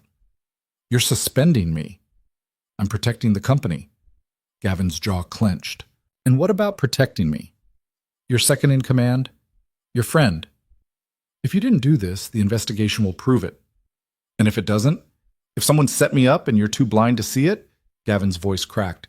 You're throwing me to the wolves, Landon. I'm doing my job. Gavin looked at him for a long moment. Then he turned and walked out, the door slamming behind him hard enough to rattle the frame. Eliza let out a breath she didn't know she'd been holding. Landon stood motionless, staring at the closed door. You don't actually think he did this, Eliza said. I don't know what I think. His voice was rough, tired. But I can't ignore the evidence. The evidence could be manufactured. By who? I don't know yet. Eliza pulled the laptop closer. But if someone wanted to frame Gavin, this is exactly how they'd do it. Use his credentials. Make it look like he's been skimming for months. Wait for someone to find it. Landon finally looked at her. You think this is a setup. I think $12 million doesn't disappear without someone noticing. And I think Gavin brought this to us. If he was guilty, why would he do that? To get ahead of it, to control the narrative. Or because he's innocent and he's terrified. Eliza stood. We need to dig deeper. Check who else had access to his login credentials. See if there's a pattern we're missing. Landon rubbed his eyes. He looked exhausted. Older than 32. If Gavin's being framed, that means someone inside this company is smart enough to pull this off without getting caught. And ruthless enough to destroy him in the process. Landon's phone buzzed. He glanced at it, then swore under his breath. What? Victoria. She's at the apartment. Wants to know why I'm still at the office at 3 a.m. Eliza picked up her bag. Go home. I'll keep working on this. Eliza. I'm not leaving until I find something. She met his eyes. If Gavin's innocent, we need to prove it before this gets out. And if he's not, she paused. Then we need to know that too. Landon nodded slowly. Be careful. Always. He left, and Eliza sat back down at the desk, pulled up the transaction logs, and started digging. By the time the sun came up, Eliza had gone through 6 months of financial records, 3 databases, and enough coffee to kill a small horse. She'd found something. Not proof, not yet, but a thread. Every fraudulent payment had been routed through a third-party payment processor that Pierce Capital used for contractor disbursements. Standard practice. Nothing unusual. Except, the processor's security log showed that Gavin's credentials had been accessed remotely. Multiple times, from IP addresses that didn't match any of his known devices. Someone had cloned his login. Eliza pulled up the security footage from the office, cross-referencing timestamps with the fraudulent transactions. And there it was. 3 weeks ago. 11:47 p.m. Someone had entered the building using an executive access card, gone straight to Gavin's office, and spent 23 minutes inside. The footage was grainy, but the figure was clear enough. Tall, male, moving with the kind of confidence that came from knowing exactly where the cameras were. Eliza zoomed in on the access log. The card used to enter the building belonged to Gavin. But Gavin had been in London that night. She'd seen the travel itinerary herself, which meant someone else had used his card. She pulled up the personnel files, cross-referencing everyone who'd been in the building that night. Only 3 people. Night security, a junior analyst working late, and Eliza's stomach dropped. Marcus Chen, Senior VP of Finance. She grabbed her phone and called Landon. He picked up on the second ring. Tell me you found something. I found something. We need to meet now. I'm at home. Sophie's still asleep. Can it wait until... No, it can't. Silence. Then Landon said, I'll be there in 20 minutes. Eon. Landon walked into the office looking like he'd slept in his clothes, which Eliza realized he probably had. Show me. Eliza pulled up the footage, the access logs, the timeline. Landon watched in silence, his expression darkening with every second. Marcus. He was in Gavin's office the night before the first fraudulent transaction, and he has the technical access to clone credentials and reroute payments. Why would he do this? I don't know yet, but we need to confront him before he realizes we're on to him. Landon pulled out his phone. I'm calling him in. Wait. Eliza grabbed his wrist. If we tip him off, he'll destroy the evidence. We need to be smarter than that. Then what do you suggest? Eliza thought fast. We set a trap. Tell him we've identified another discrepancy in the Weston deal, and we need his help reconciling it. Get him in a room. See how he reacts. Landon stared at her. You want to bluff. I want to see if he panics. And if he doesn't, then we keep digging. But if he does... She met his eyes. Then we'll know. Landon was quiet for a long moment. Then he nodded. Set it up. Marcus Chen arrived at the office at 9:30 looking polished and unbothered. He was in his early 40s with the kind of calm competence that made him easy to trust. Eliza had met him twice. Both times he'd been professional, helpful, forgettable. Now, watching him walk into the conference room with a coffee in one hand and his tablet in the other, she wondered how she'd missed it. Morning, Marcus said, sitting down across from Landon and Eliza. Caroline said this was urgent? It is. Landon slid a folder across the table. We found another issue with the Weston disbursements, payments that don't match our records. Marcus opened the folder, scanning the documents with the practiced eye of someone who'd done this 1,000 times. How much are we talking? Enough to be a problem. Marcus frowned. This doesn't make sense. These accounts were reconciled last month. Were they? Eliza leaned forward. Because the audit trail says otherwise. Marcus looked at her, his expression shifting, just slightly. What audit trail? The one that shows multiple payments being authorized outside of normal protocols. By who? That's what we're trying to figure out. Marcus set the folder down. If there's a discrepancy, I can pull the full transaction history. See where the breakdown is. We'd appreciate that, Landon said. Marcus stood. I'll have it to you by end of day. Actually, Eliza said, her voice casual, we were hoping you could walk us through it now, just so we're all on the same page. Marcus hesitated, just for a second, but it was enough. I don't have access to the full database from here. I'd need to go back to my office. We can wait. Marcus's smile didn't quite reach his eyes. This really can't wait until this afternoon? No, Landon said. It can't. The room went quiet. Marcus looked between them, his expression carefully neutral. Then he sat back down. What's this really about? Landon didn't answer. Eliza pulled up the security footage on her laptop and turned the screen toward him. That's you, in Gavin's office, 3 weeks ago, at 11:47 p.m. Marcus stared at the screen. I was working late. I needed to grab a file from Gavin's office. He gave me permission. Gavin was in London that night. He gave me permission before he left. Then why did you use his access card to get into the building? Eliza asked. And why did you spend 23 minutes in his office when you could have grabbed a file in 2? Marcus's jaw tightened. I think I should call my lawyer. Landon leaned forward. You can call whoever you want, but before you do, I want you to know that we've already traced $12 million in fraudulent payments back to accounts you set up. We have the transaction logs, the IP addresses, the authorization trail. That's Gavin's authorization trail, not mine. Gavin's credentials, Eliza corrected, which you cloned. Marcus stood abruptly.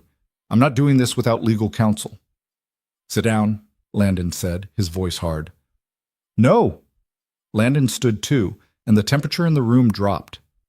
You've been stealing from this company for months, using Gavin's credentials to cover your tracks. And when we started getting close, you tried to pin it on him.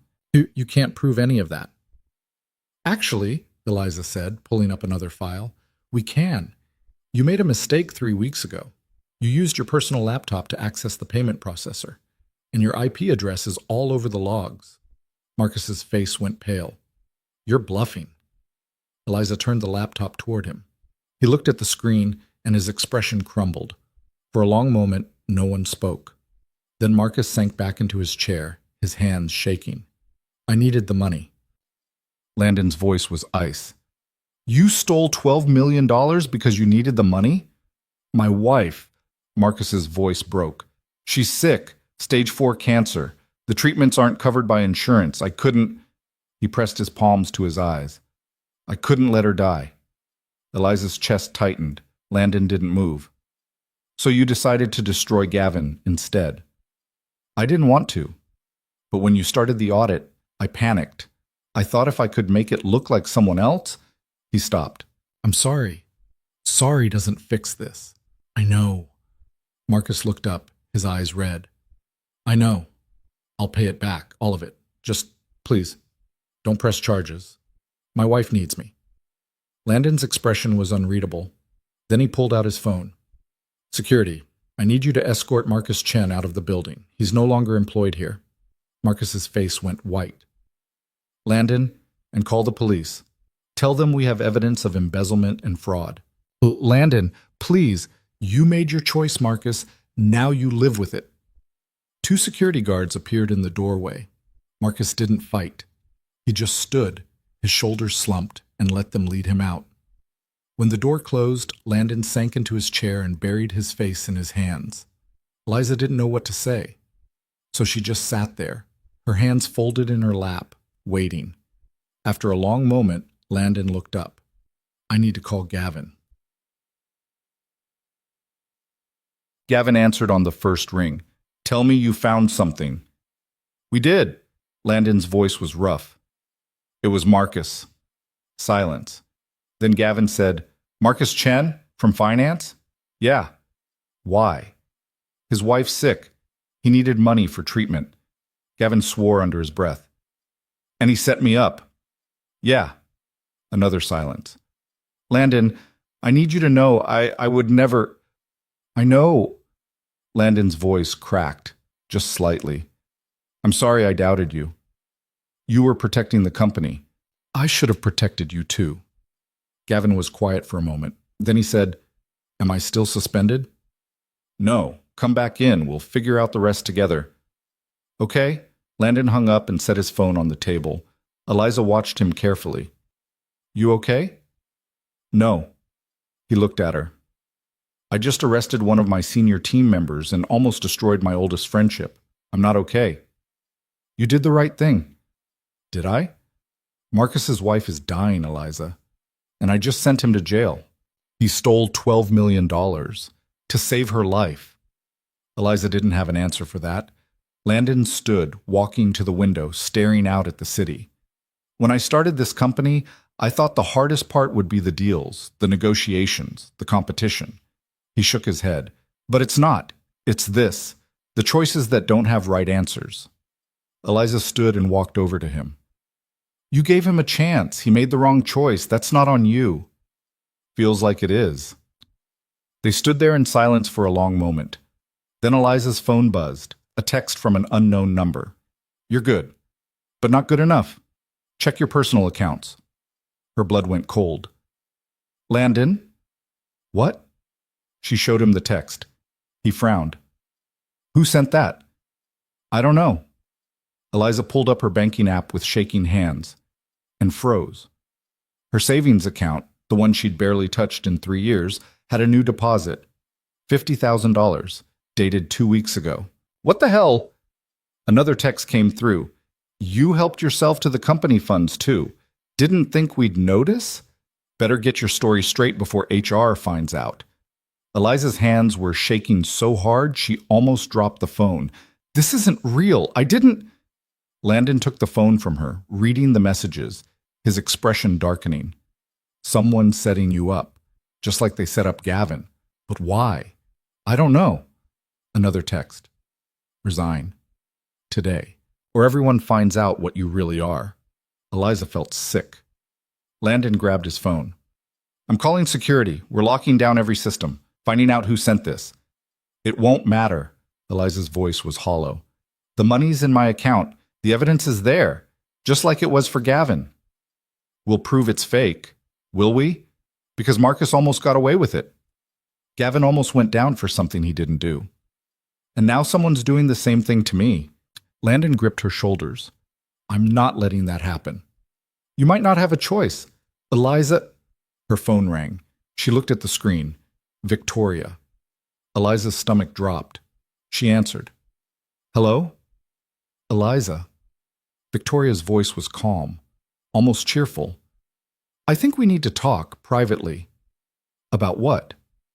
About the $50,000 that mysteriously appeared in your account, and how it's going to look when the board finds out. Eliza's hands went numb. You did this. Did what? I'm just concerned about the company's reputation. Landon's been through so much already. Finding out that his new hire has been embezzling funds, that would be devastating. I didn't take anything. Didn't you? The evidence says otherwise. Victoria paused. Meet me at Aurelio's. 1 hour. Come alone. Or I go to the board. The call ended. Eliza stood there, the phone still pressed to her ear, her entire world tilting sideways again. Landon was staring at her. What did she say? She wants to meet at the restaurant. This is a setup. I know. Don't go. Eliza looked at him. If I don't, she goes to the board. And even if we prove the money's fake, the accusation alone will destroy me. Again. Then we prove it first. There's no time. Eliza grabbed her bag. I have to do this. Not alone, you don't. She said, come alone. I don't care what she said. Eliza put her hand on his chest. Landon, if you show up, she'll know you're helping me. And whatever she's planning, it'll get worse. I'm not letting you walk into a trap. I've walked into worse. She left before he could stop her. Aurelio's was quiet at 11 a.m. Too early for lunch, too late for breakfast. Just a few scattered tables, soft music, and the smell of bread baking somewhere in the back. Victoria was already there, sitting at a corner table, a glass of sparkling water in front of her. She looked up when Eliza approached, smiling like they were old friends. Eliza, thank you for coming. Eliza sat down. What do you want? Straight to the point. I like that. Victoria took a sip of water. I want you to resign. I didn't steal anything. I know. Eliza blinked. What? I know you didn't take the money. I put it there. The room tilted. Why? Victoria leaned forward, her voice soft, almost kind. Because you don't belong in Landon's world. You never did. And the longer you stay, the more damage you'll do. To who? Him or you? Both. Victoria's smile didn't waver. Landon's been through hell, Eliza. His ex-wife abandoned him. He's been raising Sophie alone, building a company, trying to hold everything together. And then you show up, broken, desperate, clinging to him like he's your last chance. That's not... It is, and I can't let that continue. Victoria's voice hardened. So here's what's going to happen. You're going to resign. You're going to take your severance and disappear. And in exchange, I'll make sure the money in your account disappears too. No questions, no investigation. And if I say no, then I go to the board. I show them the evidence. I tell them Landon hired you despite your history, and now you've betrayed him. Again. Victoria tilted her head. How do you think that ends for you? Eliza's hands were shaking under the table. Landon won't believe you. Won't he? He almost believed Marcus set up Gavin. He almost believed you testified to save yourself. Landon wants to trust people, Eliza. But he's been burned too many times. All I have to do is give him one more reason to doubt. Eliza stared at her. You're doing this because you're jealous. Victoria laughed. Jealous? Of you? Please. Then why? Victoria's expression shifted, colder, sharper. Because Sophie asked about you at breakfast yesterday. She wanted to know when you were coming over again. Her voice dropped. Landon doesn't let people into Sophie's life, ever. And the fact that he let you in means you're a threat. I'm not trying to take anything from you. You already have. Victoria stood. You have until end of business today. Resign, or I destroy you. She walked out, and Eliza sat there, alone in the restaurant where everything had started, wondering how the hell she was going to survive this. She didn't go back to the office. She went home, sat on her couch, stared at the wall. Her phone rang. Landon. She didn't answer. It rang again and again. Finally, she picked up. "I'm fine." "You're not." "What did she say?" Eliza closed her eyes. "She wants me to resign." "Absolutely not. She set me up, Landon. She put the money in my account. And if I don't leave, she's going to the board." "Let her. We'll prove it's fake." "How? The money's real. The transfer's real. All she has to do is say I took it, and people will believe her. They already think I'm here because of you." "I don't care what people think." "I do." Eliza's voice broke. "I can't go through this again, the investigation, the accusations, watching my name get dragged through the press while everyone assumes I'm guilty." Landon was quiet. Then he said, "Don't resign, please. Give me 24 hours. Let me fix this." "You can't fix this." "Yes, I can. Trust me." Eliza wanted to. She really did. But trust had cost her everything before. "I'll think about it," she said. And she hung up. She sat there in the dark, her phone in her lap, trying to figure out which mistake had led her here. Was it saying yes to the job? Was it speaking up at the dinner? Was it believing that someone like Landon Pierce could actually see her as more than a liability? Her phone buzzed. A text. From Victoria. "Tick-tock, Eliza." Eliza threw the phone across the room. It hit the wall and clattered to the floor. And she sat there, alone, wondering if she'd ever stop running from the past. Eliza spent the rest of the day staring at her laptop, drafting a resignation letter she couldn't bring herself to finish. 3 different versions, all of them cowardly, all of them true. By 6 p.m., her phone had 17 missed calls from Landon, 9 texts from Caroline asking if she was okay, and 1 more message from Victoria. "Time's up. I'm sending the evidence to the board in 1 hour." Eliza's hands were shaking so badly she could barely type. She pulled up the resignation letter 1 more time, her cursor blinking at the end of the final paragraph. 1 click. That's all it would take. 1 click, and she could disappear again. Go back to being invisible.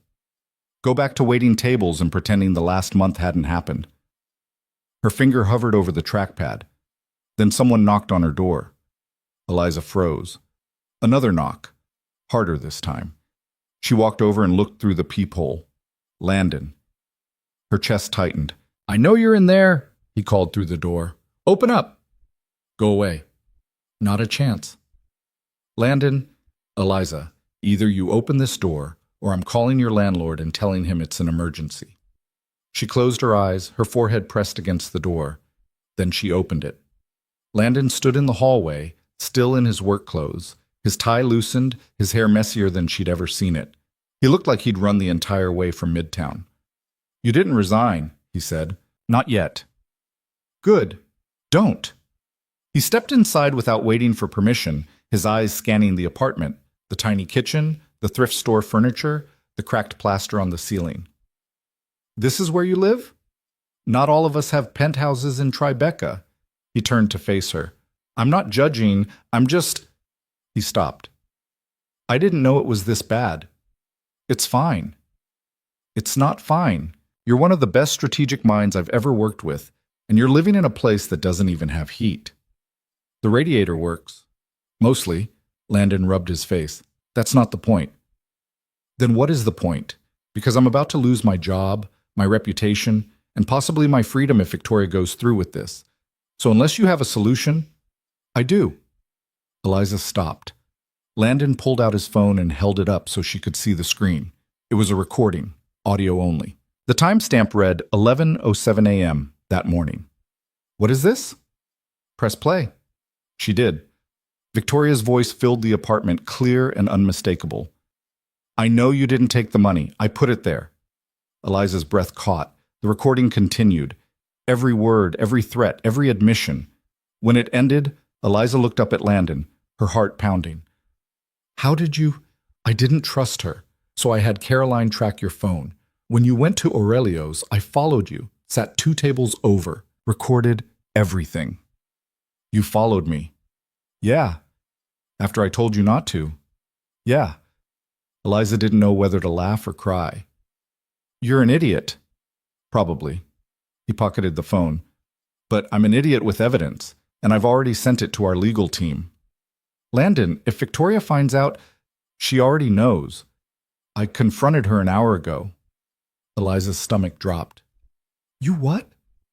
I played her the recording, told her she had two choices.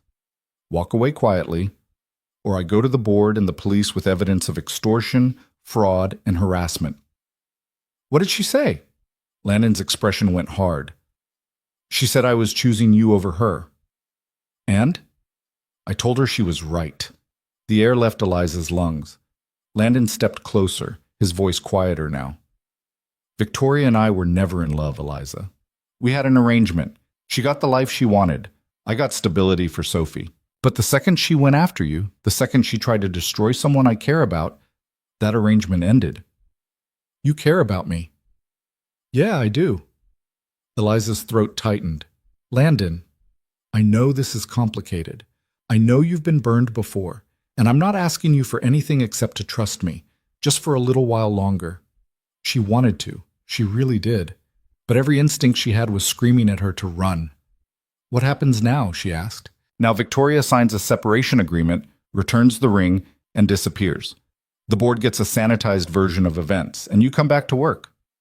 Just like that. Just like that. And if people ask questions, let them ask. I'll tell them the truth. You're here because you're brilliant, and anyone who has a problem with that can take it up with me. Liza looked at him, at this man who'd upended her life in the span of a month, who'd seen past the uniform and the fear and the scandal, who'd risked his engagement and his reputation to protect her. Why are you doing this? Landon's expression softened. Because 3 years ago, someone should have stood up for you, and no one did. I'm not making that mistake. For a long moment, neither of them spoke. Then Eliza said, Okay. Okay? I'll come back, but I have conditions. Name them. No special treatment, no exceptions. I do the work, I prove myself, and if I screw up, I deal with the consequences. Done. And if this gets messy, if Victoria fights back, if the board pushes, if anything happens to Sophie because of me, I'm out. No arguments. Landon hesitated, then nodded. Fair. Eliza held out her hand. Deal? He took it. Deal. Bam out. Victoria was gone by the end of the week. No dramatic exit, no public statement, just a quiet dissolution of the engagement, a settlement agreement that kept both sides silent, and a moving truck that took her things from Landon's apartment on a Tuesday morning when Sophie was at school. The office buzzed with rumors for about 3 days. Then a new acquisition landed on everyone's desk, and Victoria Harlow became old news. Eliza kept her head down and did the work. She rebuilt the Arcadia analysis from scratch, closed 2 deals that had been stalled for months, presented a restructuring plan to the board that earned her a standing ovation and 3 job offers from competitors. She turned them all down. Gavin, to his credit, didn't hold a grudge. He started treating her like part of the team instead of a threat. They even grabbed lunch a few times, trading war stories about corporate politics and bad bosses. You know, Gavin said one afternoon, halfway through a sandwich that cost more than Eliza used to make in a day, I thought you were going to be a disaster. Thanks. I'm serious. I thought Landon hired you on impulse, and it was going to blow up in his face. He paused. I was wrong. You were protecting him. I get it. Yeah, but I was also being an ass. Gavin leaned back. You're good at this, Eliza. Really good. Don't let anyone tell you different. She smiled. I'll try. By the end of the second month, Eliza had moved into a better apartment. Nothing extravagant, but it had heat that worked and windows that actually closed. Caroline had helped her find it, claiming it was part of the relocation package. Eliza suspected Landon had something to do with it. She didn't ask. Sophie started asking when Eliza was coming over again. At first, Landon deflected. Then he stopped deflecting and just invited her. Dinner became a semi-regular thing. Once a week, sometimes twice. Eliza would show up with takeout or groceries. Sophie would drag her into whatever project she was working on. A science fair volcano, a book report on sharks, a Lego city that sprawled across the entire living room floor. And Landon would cook or order in, and they'd eat together like something close to a family. It scared Eliza how much she liked it. One night, after Sophie had gone to bed, Eliza and Landon sat on the couch with the city lights glittering outside the windows, and he asked the question she'd been avoiding. What happens next? What do you mean? With us. Eliza's heart did that stupid fluttery thing again. There is no us, Landon. Isn't there? She looked at him, at the way he was watching her like she was a puzzle he was still trying to solve. I work for you. So? So that complicates things. Not everything about this is complicated. He shifted closer. But I don't care. You should. Why? Because I'm a mess, Landon. I'm broke. I'm damaged. I've got a scandal in my past that's never going away. And you're... She gestured at the apartment, at him, at everything. You're you. And? And you deserve someone who's not constantly waiting for the other shoe to drop. Landon was quiet for a moment. Then he said, You know what I see when I look at you? Someone who's going to disappoint you eventually. No. His voice was firm. I see someone who got knocked down and got back up. Someone who saw a problem and spoke up even though it scared her. Someone who walked into a room full of people who didn't want her there and proved she belonged. He paused. I see someone brave, even if she doesn't see it herself. Eliza's throat tightened. I'm not brave. You are. You just don't know it yet. She wanted to believe him. Wanted to believe that she could be the person he saw instead of the person she'd convinced herself she was. But believing was terrifying. I need time, she said quietly. Take all the time you need. Landon stood, offering her his hand. I'm not going anywhere. 3 months later, Eliza was standing in Landon's office going over the final numbers on the Arcadia acquisition when her phone rang. Unknown number. She almost didn't answer, then she did. Eliza Bennett? Yes? This is Jennifer Hale from Sterling and Hale Consulting. Eliza's blood went cold. Jennifer Hale, one of the senior partners, one of the people who'd refused to return her calls 3 years ago when the scandal broke. What do you want? I wanted to reach out personally. We've been following your work at Pierce Capital, the Arcadia deal, the restructuring plan you presented last month. It's impressive. Eliza didn't say anything. We made a mistake, Eliza, 3 years ago. We should have stood by you, and I'm calling to see if you'd be interested in coming back. Coming back. As a senior partner, full equity, your own team. We're prepared to offer you a significant signing bonus and complete autonomy over your client portfolio. Eliza's heart was pounding. This was the call she'd waited 3 years for. The vindication. The proof that she'd been right all along. I'll think about it, she said. We'd need an answer by the end of the week. You'll have one. She hung up. Landon was watching her from across the desk. Who was that? Sterling and Hale. They want me back. His expression didn't change. What did you say? That I'd think about it. Silence. Then Landon nodded slowly. You should take it. Eliza blinked. What? If that's what you want, you should take it. It's a good offer. You don't even know what they offered. I know it's probably better than what I'm paying you, and I know it's the kind of opportunity you've been waiting for. Eliza set her phone down. You want me to leave? No, but I don't want you to stay because you feel like you owe me something. He leaned back in his chair. You don't, Eliza. You've earned everything you have here. And if Sterling and Hale is offering you the career you should have had 3 years ago, then you should take it. And if I don't want to, then don't. It's not that simple. It is, actually. He stood walking around the desk until he was standing in front of her. What do you want, Eliza? She looked at him. At the man who'd taken a chance on her when no one else would. Who'd stood up to Victoria. Who'd invited her into his daughter's life. Who'd looked at her like she was someone worth fighting for. I want to stop being afraid, she said quietly. Of what? Of losing this. Of screwing it up. Of waking up one day and realizing it was all too good to be true. Landon's expression softened. That's not going to happen. You don't know that. Yes, I do. He reached for her hand. Because you're not the same person who walked out of Sterling and Hale 3 years ago. You're stronger than that, smarter than that, and you don't need their validation anymore. Eliza's eyes stung. What if I fail? Then you fail, and you get back up, just like you did before. She looked down at their joined hands. Then she made her decision. What? Eliza called Jennifer Hale back the next morning.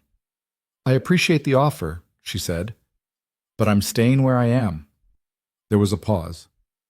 Are you sure? This is a once-in-a-lifetime opportunity, Eliza.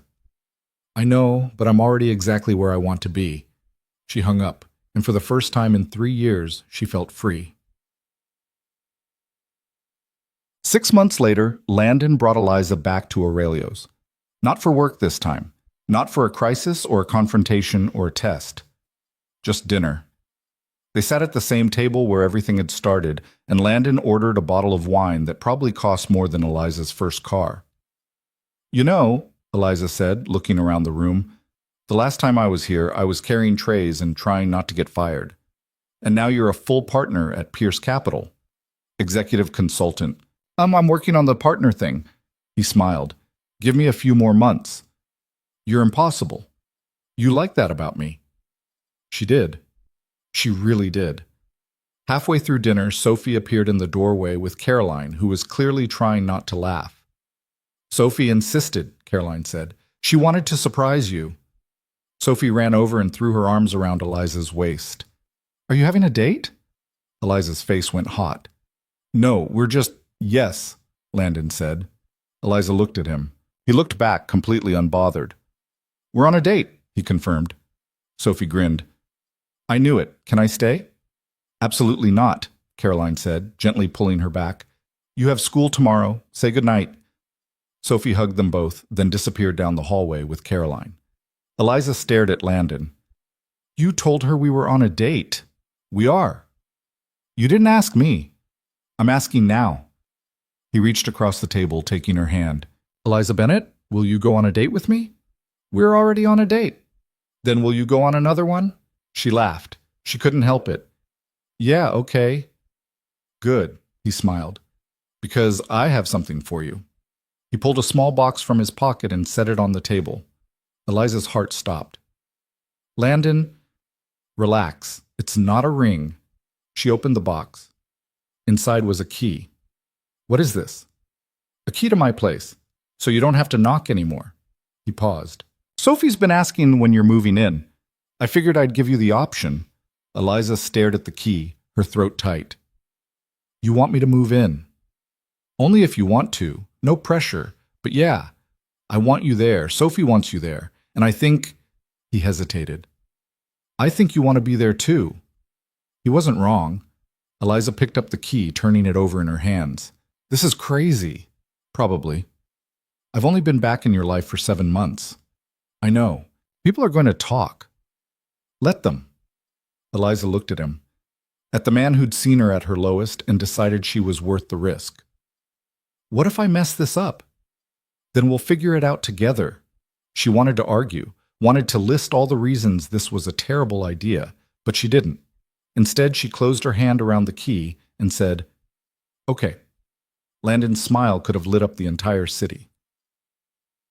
3 months after that, Eliza stood in Landon's apartment, their apartment now, watching Sophie build a blanket fort in the living room and realize something. She wasn't invisible anymore. She wasn't the woman in the apron trying to disappear. She wasn't the consultant who'd been destroyed by scandal. She was just Eliza, flawed, scared sometimes, still figuring it out, but not alone. Landon walked up behind her, wrapping his arms around her waist. You okay? Yeah. She leaned back against him. I'm okay. Sophie popped her head out of the fort. Eliza, you have to come see this. I made a secret entrance. Eliza laughed. I'll be right there. She looked up at Landon. Thank you, she said quietly. For what? For seeing me. Landon kissed the top of her head. Always. A year later, Eliza was standing in front of the Pierce Capital Board of Directors, presenting the quarterly earnings report, when Landon interrupted. Actually, before we move on, I have an announcement. The room went quiet. Landon stood. Effective immediately, Eliza Bennett is being promoted to senior partner and chief strategic officer. Eliza's jaw dropped. Gavin started clapping, then Caroline, then the rest of the room. Landon walked over to her, holding out a folder. "Congratulations, partner." Eliza took it, her hands shaking. Inside was a contract, equity, full voting rights, her name listed alongside Landon's and Gavin's at the top of the corporate structure. She looked up at him, her eyes stinging. "You didn't have to do this." "Yes, I did. You've earned it." The board meeting continued, but Eliza barely heard any of it. She just sat there, holding the contract, realizing that she'd finally stopped running. That night, Landon took her and Sophie to Aurelio's one more time. They sat at table 7, the same table where Eliza had once been invisible, and Landon raised his glass. To new beginnings. Sophie raised her juice box. And to Eliza being a boss now. Eliza laughed, raising her own glass. "To family." Landon's eyes met hers. "To family," he echoed. They clinked glasses. And in that moment, surrounded by the ghosts of who she used to be and the promise of who she was becoming, Eliza finally understood what it felt like to be seen. Not as a scandal, not as a mistake, not as someone who needed saving, just as herself. And that was enough. 2 years later, on a quiet Sunday morning, Landon woke up to find Sophie shaking his shoulder. Dad, wake up." He blinked, squinting at the clock. "Sophie, it's 6 a.m. on a Sunday." "I know, but Eliza's making pancakes, and she said I could help." Landon smiled. "Then we better get down there before she burns the kitchen down." They found Eliza in the kitchen, flour on her face, batter splattered across the counter, and a stack of slightly lopsided pancakes already cooling on a plate. She looked up when they walked in, grinning. "Morning, hope you're hungry." Sophie climbed onto a stool. "Can I have chocolate chips in mine?" Already added them. Landon poured himself coffee and leaned against the counter, watching the two of them work together. This was what he'd been building toward all along. Not the company, not the deals, not the money. This, a family. Eliza caught him staring and raised an eyebrow. "What?" "Nothing, just thinking." About how lucky I am." She walked over and kissed him. "We both are." Sophie made a gagging noise. "Gross, no kissing before breakfast." They laughed, and the morning stretched out ahead of them, full of pancakes and laughter and the kind of ordinary, imperfect happiness that Eliza had stopped believing in years ago. But here it was. Real, messy, hers, and she wasn't letting it go. On a cold evening in December, Landon asked Eliza to marry him. Not at a fancy restaurant, not in front of a crowd. Just the two of them, standing in the living room after Sophie had gone to bed, the city lights glittering outside the windows. He got down on one knee, holding a ring that had belonged to his grandmother, and asked her the simplest, most important question. "Will you marry me?" Eliza looked at him, at this man who'd seen past the uniform and the fear and the scandal, who'd given her a second chance when no one else would, who'd built a life with her that felt like home. "Yes." He slipped the ring onto her finger, and she pulled him to his feet and kissed him like her life depended on it. Because in a way, it did. They got married 6 months later, in a small ceremony with close friends and family. Sophie was the flower girl. Gavin was the best man. Caroline cried through the entire thing. And when Eliza walked down the aisle and saw Landon waiting for her at the altar, she realized something. She'd spent 3 years running from her past, but she'd found her future in the last place she'd expected. In a man who'd looked at her and seen potential instead of damage. In a little girl who had asked when she was moving in. In a company that had given her a second chance to prove who she really was. She wasn't the shy waitress anymore. She wasn't the woman who'd been destroyed by scandal. She was Eliza Pierce. Partner, strategist, wife, stepmother, and she was exactly where she belonged. When the officiant pronounced them married, Landon kissed her like they were the only two people in the world. Sophie cheered, the guests applauded, and Eliza felt, for the first time in her entire life, completely and utterly whole. Years later, when people asked how they met, Landon always told the same story. About a dinner, a challenge, a waitress who'd spoken up when everyone else stayed silent, about the moment he'd looked at her and known she was someone worth betting on. Eliza would roll her eyes and add her own version, about a billionaire who'd been too stubborn to listen to his own team, about the night she'd stopped being invisible. And Sophie, who'd heard the story 100 times, would always interrupt and say the same thing. And then Eliza moved in and made everything better, which, in the end, was the truest version of all. Because Eliza Bennett had walked into Landon Pierce's life carrying a tray of champagne and a heart full of fear. And she'd walked out with a family, a career, and a love that had been worth every risk. She'd stopped running, she'd stopped hiding, she'd stopped being afraid, and she'd finally found the one thing she'd been searching for all along: home.